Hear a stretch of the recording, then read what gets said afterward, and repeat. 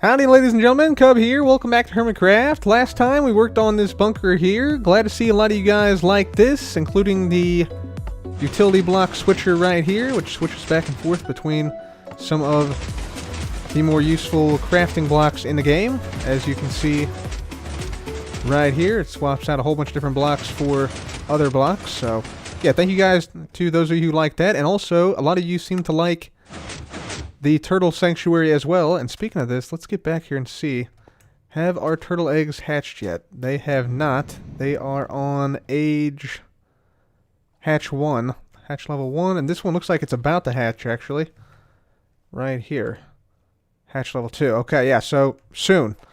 Soon they should hatch and join Penelope in here, so that's pretty cool. But yeah, glad you guys like these things, and also the smelter area we built over there. That will come in quite useful.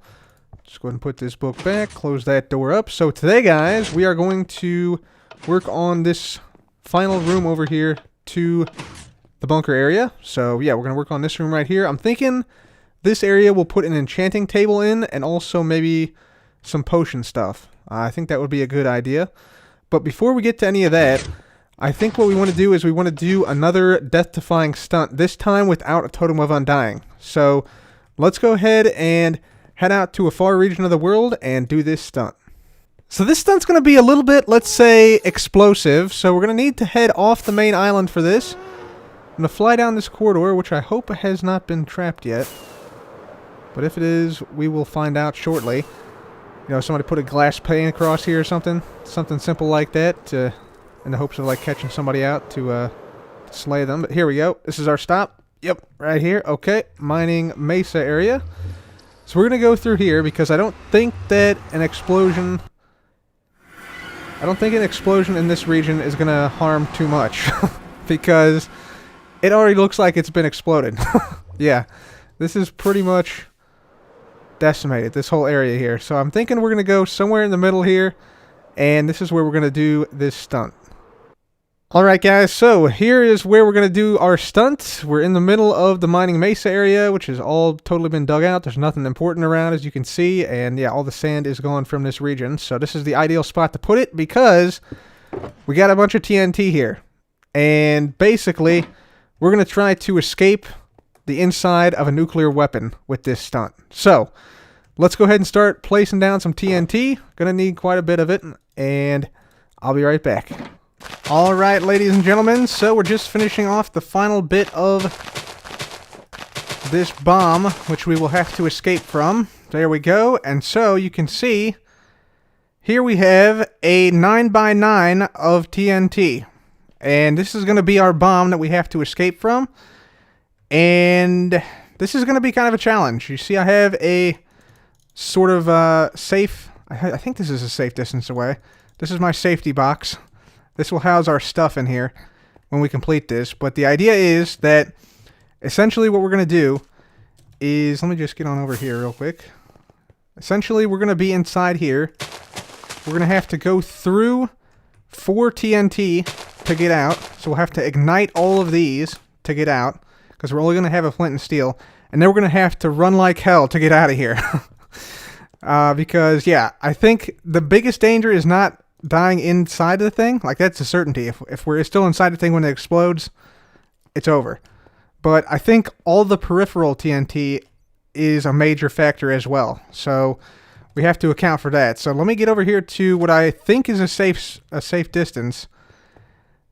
And we're going to put away our stuff. We're going to try and do this feat. We're going to try and do this feat. So let me put away all this stuff. I'll put away all this, all this, all this, all this. I am going to take one torch just so we can see a little bit better. I'm going to take off our wings so we can't fly away. So all we got on is the leather pants and the leather boots. I should also take probably a couple of golden carrots. Just because. Whew. Okay, here we go. Here we go.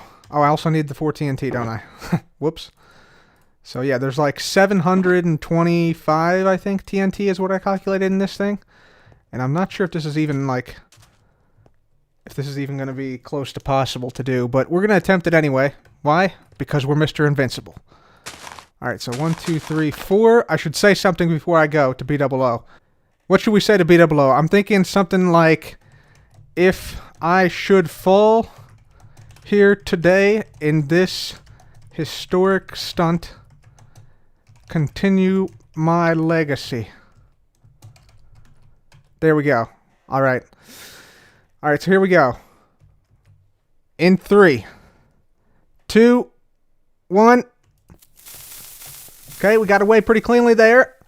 I'm just going to keep going. I'm not looking back. I'm not looking back. Oh, we made it. We made it. Woo! Okay. Woo! Very close. Very close, but we did indeed make it. 2, 1. Okay, we got away pretty cleanly there. I'm just going to keep going. I'm not looking back. I'm not looking back. Oh, we made it. We made it. Woo! Okay. Woo! Very close. Very close, but we did indeed make it. I thought for sure we were going down.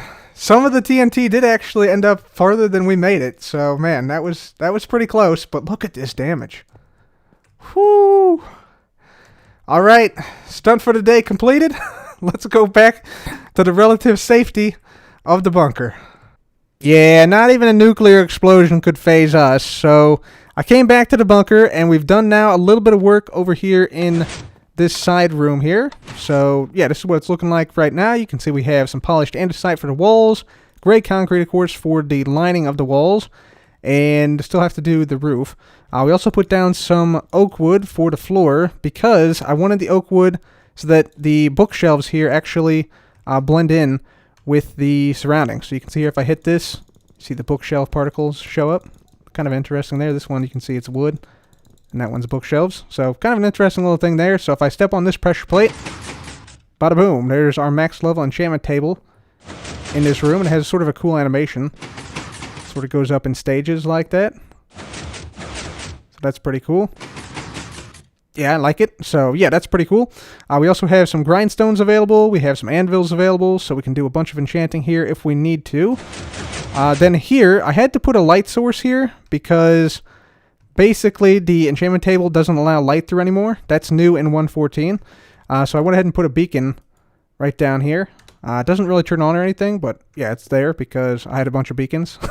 And yeah, we put a chest down here as well because apparently, even though light doesn't go through the enchantment table from underneath anymore, you can still open chests. So we're going to put like lapis in here, so that way we can just walk straight in, grab the lapis, go into the enchantment table, and do our enchantment. So yeah, that's our little enchanting section right here. Of course, still have to do the roof. Probably want to put lanterns here instead of torches, I would guess. That would probably be beneficial for us. And yeah, I also want to do some brewing areas over here. So I'm thinking we put like a brewing stand here and here. And I want to make some type of system where I can like select ingredients and then the potion gets brewed for me automatically.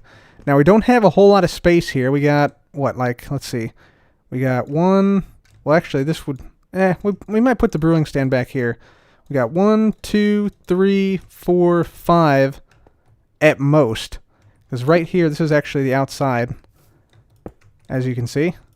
So yeah, that's the exterior actually. So not a whole lot of room to work with here. Same right here. This is actually outside as well, right there, and right here, and right here. So yeah, very close quarters. But I think I can fit this system in.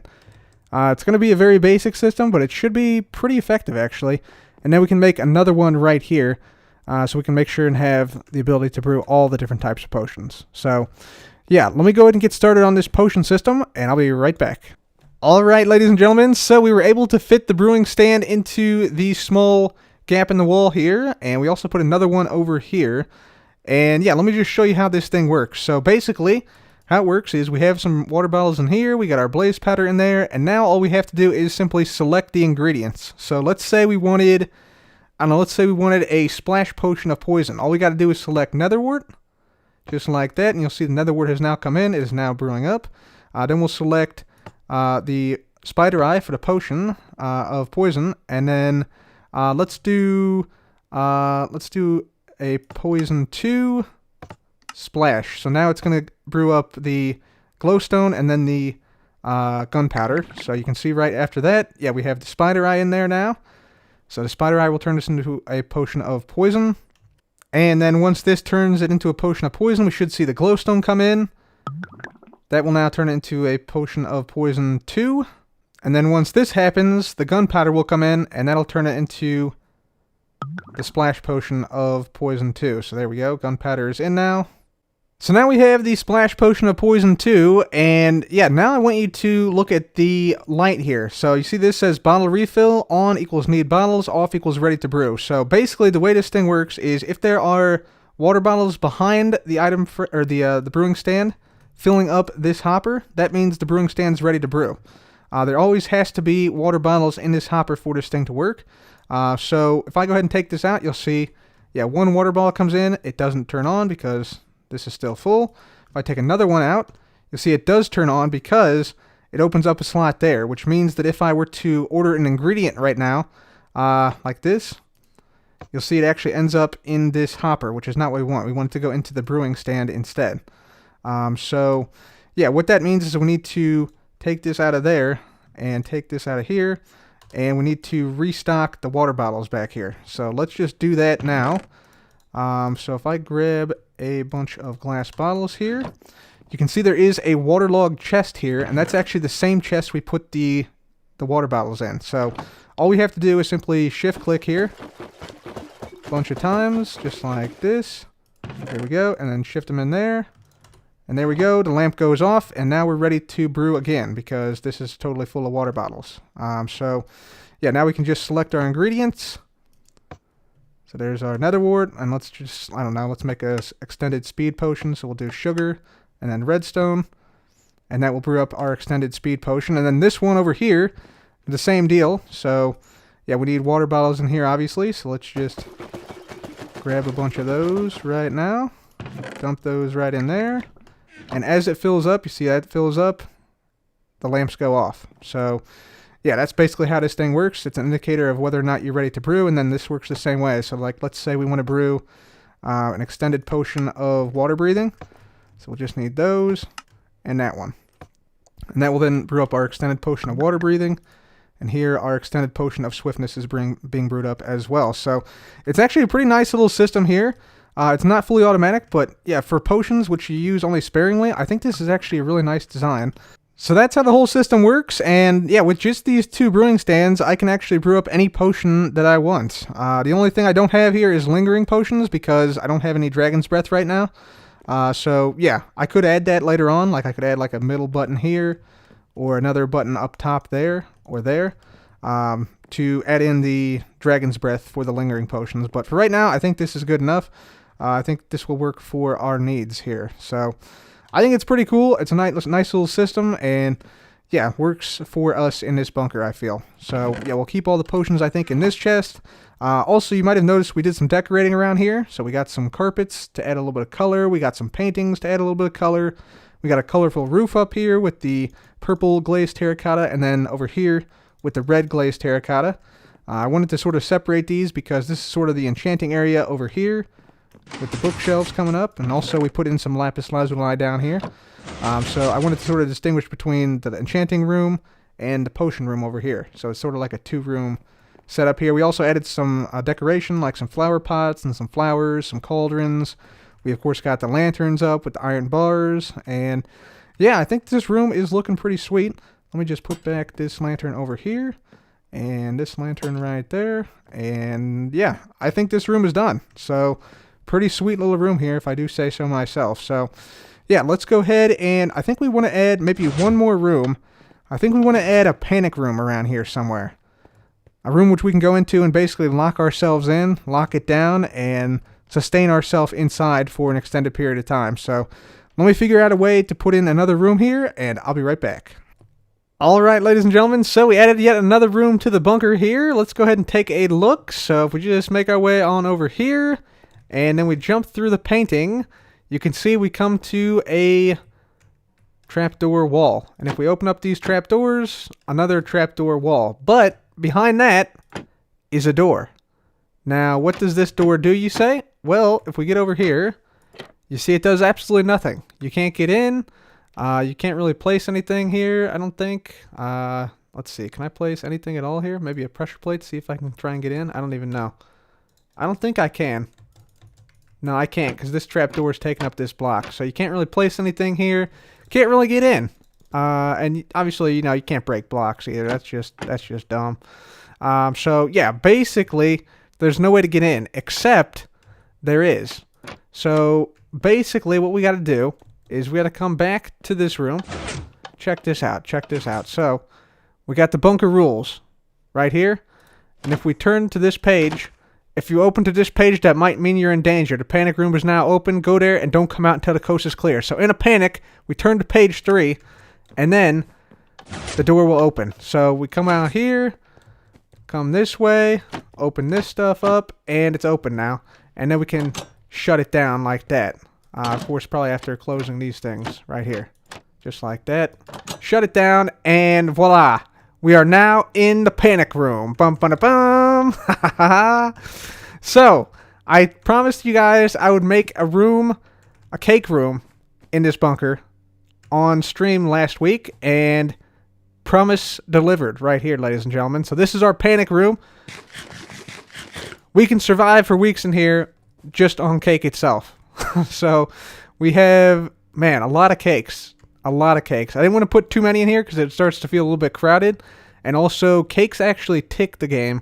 So, yeah, this does cause a little bit of lag, but it shouldn't be too bad with this amount. So, we got cakes here that can sustain us for weeks if we have to. We can lock down that door so now nobody can get in, even if they power the door. And, of course, we got the panic bell, of course. We got 2 beds here to sleep. We got a crafting bench.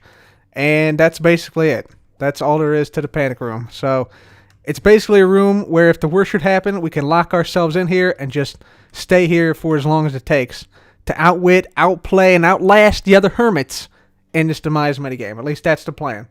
That is the plan. And of course, you know, we don't want to just confine ourselves to just getting in and out via this method here, you know. Because, I mean, somebody could conceivably trap this so the instant we walk out, then we die or something. So I made a back way out. So we got a door here that leads over here, and then we got a little button here that can drop us down into our canal.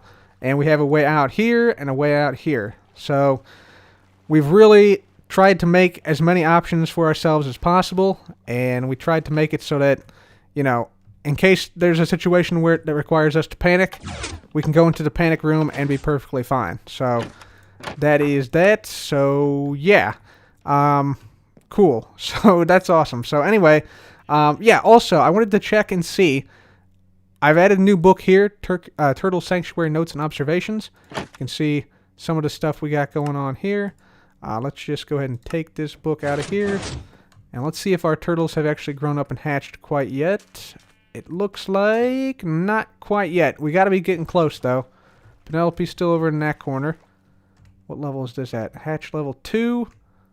So they have not hatched quite yet. I'm kind of surprised, honestly. They should be pretty close. What level is this at? Hatch level 1 still. Dang it. Okay, well, they should be very close. They should be very close to hatching very soon. And, yeah, we'll just leave Penelope in here for now. But, yeah, I just wanted to show you guys that. And I got a new book to sort of keep track of the various observations and the various days and stuff. So we'll put, like, day 50. Eggs still not hatched. Watching. Whoop. Hatched. Watching and observing closely. There we go. Done. Put that back. And there we go. Okay, cool. So guys, with the panic room complete and with the enchanting and potion room also complete through here, I'm feeling like this bunker is pretty nice now. I think it has all the essentials we need to survive underground basically indefinitely. I mean, we got, you know, a smelting area in here. We got the ability to smelt up blocks and ores and meats and stuff. We got ourselves a farm over here that we can use to sustain ourselves indefinitely, and we can always harvest these just by hitting the button on the side here. We got the beds in the turtle sanctuary. We got a way out here. We got a way out there. We got a way out there. We got a way out down here. So lots of different ways to get in and out of this place, but maybe we need even more. So anyways, guys, with that, I think that's going to have to be it for me today. Please leave a like if you enjoyed. Be sure to subscribe for more videos like this. And as always, thank you guys so much for watching. This has been Cub. Goodbye.